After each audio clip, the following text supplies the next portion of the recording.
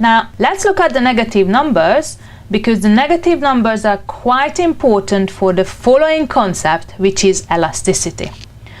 So before we go into the negative numbers, let's recap the number line. Okay, that is just a straightforward line with a 0 in the middle, and anything that is left from the 0 are the negative numbers, and on the right from the 0 are the positive numbers. Now in everyday terms you can think about positive numbers as funds, money, and negative numbers as debts or credits, money that you owe to someone. So I have got positive 1, positive 2, positive 3, and further down I've got negative 1, negative 2, negative 3. Now obviously the bigger a positive number is, the higher its value. So if you have £3, you have more than £2. But what's going on the other side? When do I have more? If I have £1 debt or if I have £2 debt? But if I only owe £1 to someone compared to £2, I have got a smaller debt, which means that I have got more in negative 1.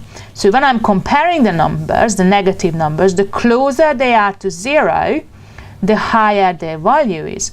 But with the positive numbers, the further away they are from the 0, the higher their value is.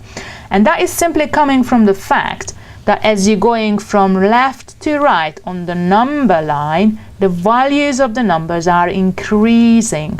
So -3 is less than -2, and that is less than -1, which is less than 0, that's less than positive 1, that's less than positive 2, and that's less than 3. So what I suggest that every single time you look at the negative numbers, slow down and think, because if you're not very familiar with the numbers, the negative numbers can trip you up a little bit.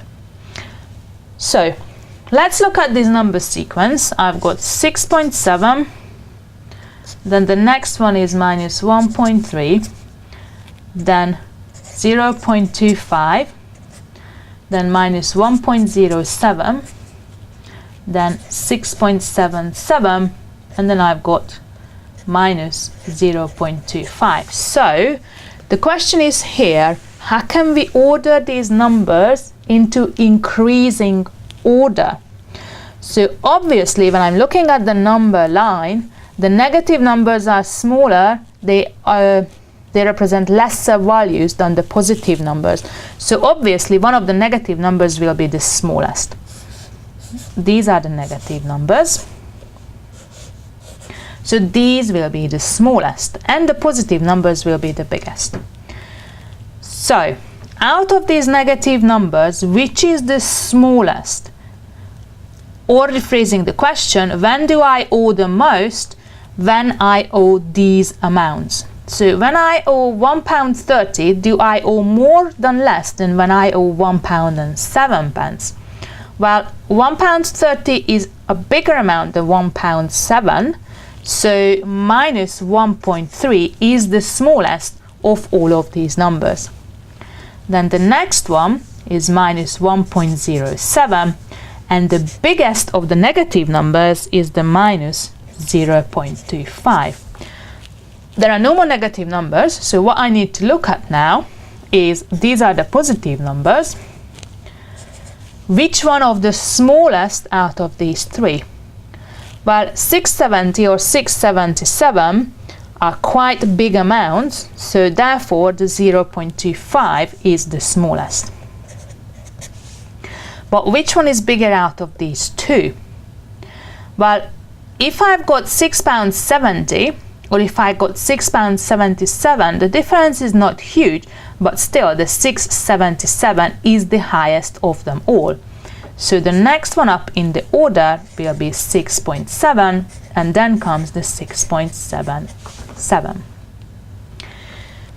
The last part, before we move on to elasticity, is to be able to compare numbers and decide if they are bigger or smaller than -1, because elasticity has been classified into different things elastic, inelastic and unit elastic depending on their relationship with -1.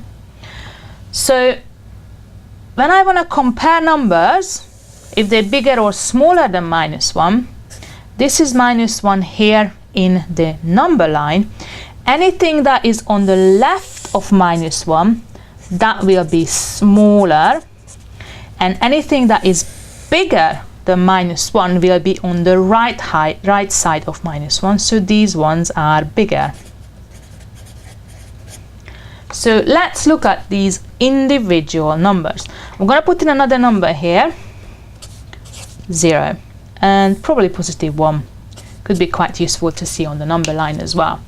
So let's look at these individual numbers. The first one is -1.2. Now, here on this side, I have got the negative numbers between -1 and 0. Numbers like -0.5 or -0.3. In here, I would have got anything that is smaller than -1, or would have something like 2, 3, 7, -2, -3, -7. So when I look at the -1.2, that would be somewhere around here. So therefore the -1.2 is smaller than -1. The next one is -0.7. Whereabout is -0.7 on the number line? But that is between -1 and 0 in here. So that is somewhere around here, -0.7. So that is on the right hand side of -1, so this would be bigger than -1. -0.07, that is somewhere around here, that is very, very close to 0, but it's still below 0 because it's a negative number. So that's again bigger than -1. -3.4 is the next one in the line. -3.4, so this is -1, that would be -2. -3 is somewhere here, so -3.4 would be somewhere around here. That is far below -1, so that's again smaller than -1. Look at 2.1. So here is +1, somewhere here is +2, so +2.1 would be somewhere around there.